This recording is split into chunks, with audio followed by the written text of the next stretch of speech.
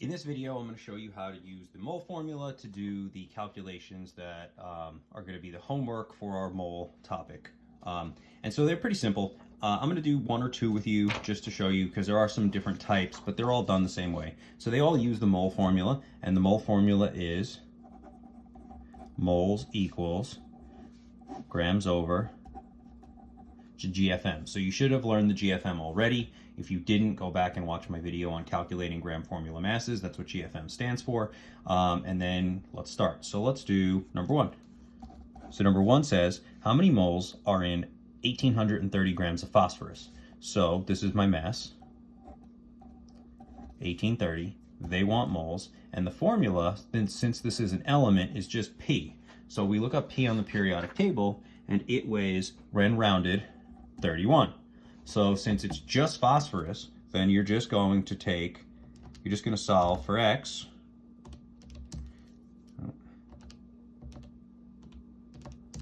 And we get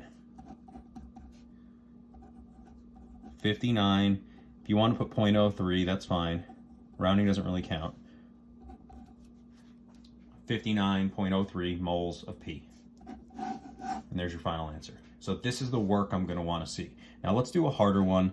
Let's do number 5.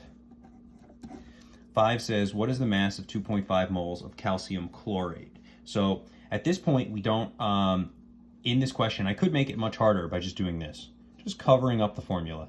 Okay, and then we would also now be testing, do you know what the formula for calcium chlorate is, in addition to knowing how to do a mole formula?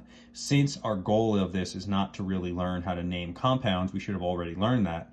I'm giving you the formulas to make life a little bit easier, but be aware they can very easily just get rid of this, and now the question just got way harder, because now you need to figure out what calcium chlorate, the formula for it is.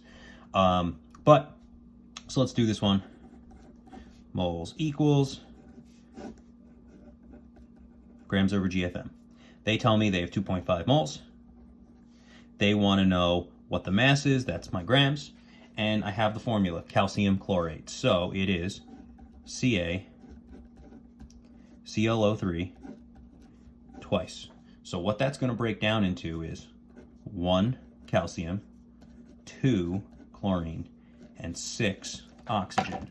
This 2 is going to double everything inside the parentheses. It's not going to affect the calcium because it's outside the parentheses. So 1 calcium weighs 40, 2 chlorines weigh 70, and 6 oxygen weigh 96. We add them all up, and we get 206 for our GFM, which means we can put it in here. And I always like to write it out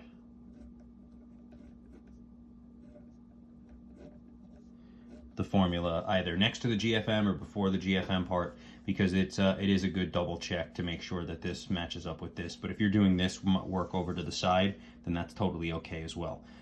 So then obviously we're going to cross multiply and solve for X, and we get 515 grams, no decimal, or if there is, it's at the end there, of